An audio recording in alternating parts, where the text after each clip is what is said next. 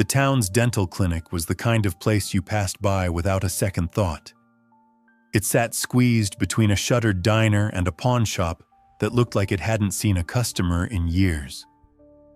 The sign above the door was faded, the letters peeling, but inside, the clinic was spotless.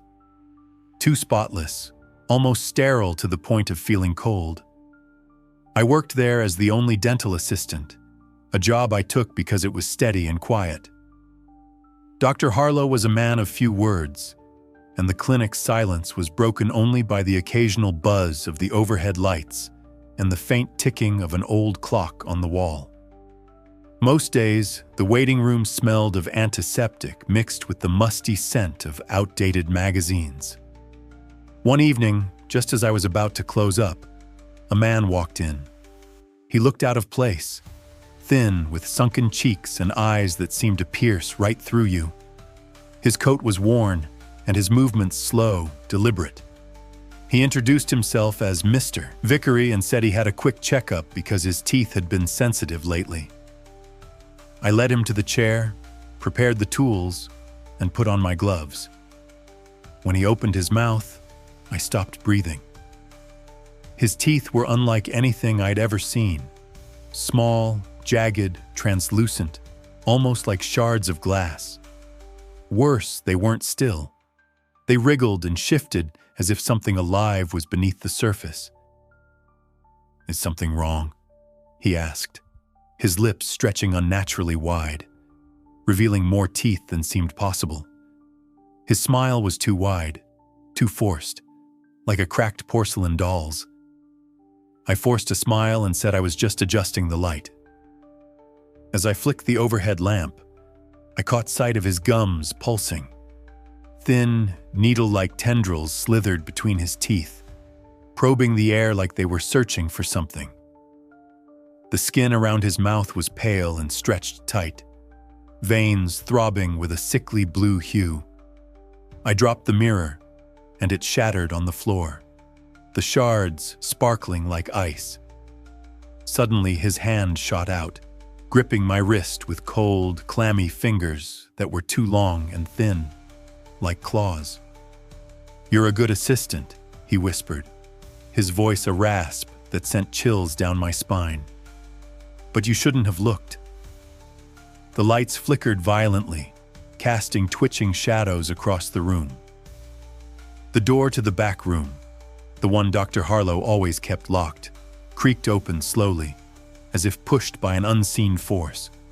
Inside, shelves lined the walls, filled with glass jars containing teeth, human teeth, and they were all moving. Some twitched as if alive.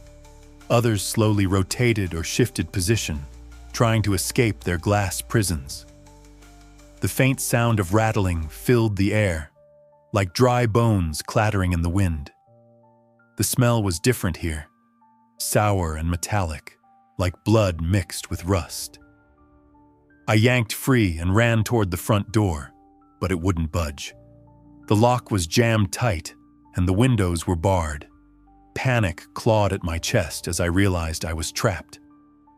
Behind me, Mr. Vickery stood, his jaw unhinging like a snake's, stretching impossibly wide.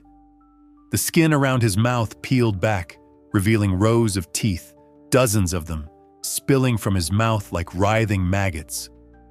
His eyes glowed faintly in the dark, and his voice was no longer human. It was a guttural hiss that echoed off the walls. "You shouldn't have seen." I scrambled to the side, smashing a window with a metal tray. Glass rained down, and I tumbled out onto the cracked sidewalk, scraping my hands and knees. I didn't look back as I ran into the night, the sound of rattling teeth and that horrible hiss chasing me until I was far away. The clinic burned down that night. The fire marshal said it was faulty wiring, but I know what I saw.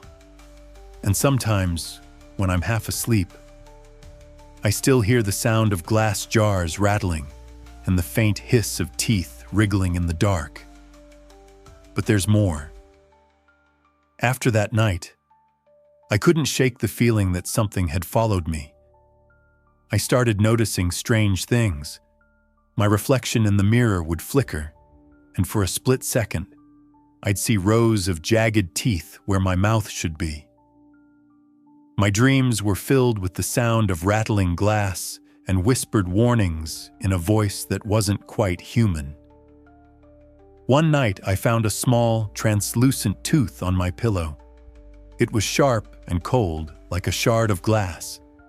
I tried to throw it away, but it always reappeared, no matter how many times I discarded it. I reached out to Dr. Harlow's old assistant, hoping for answers, but she had vanished without a trace. The clinic's records were wiped clean, as if the place had never existed. Even the pawn shop next door was gone, replaced by an empty lot.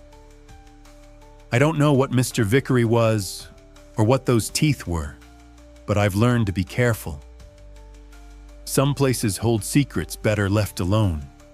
I'm not sure I'll ever be able to look at a dental clinic the same way again.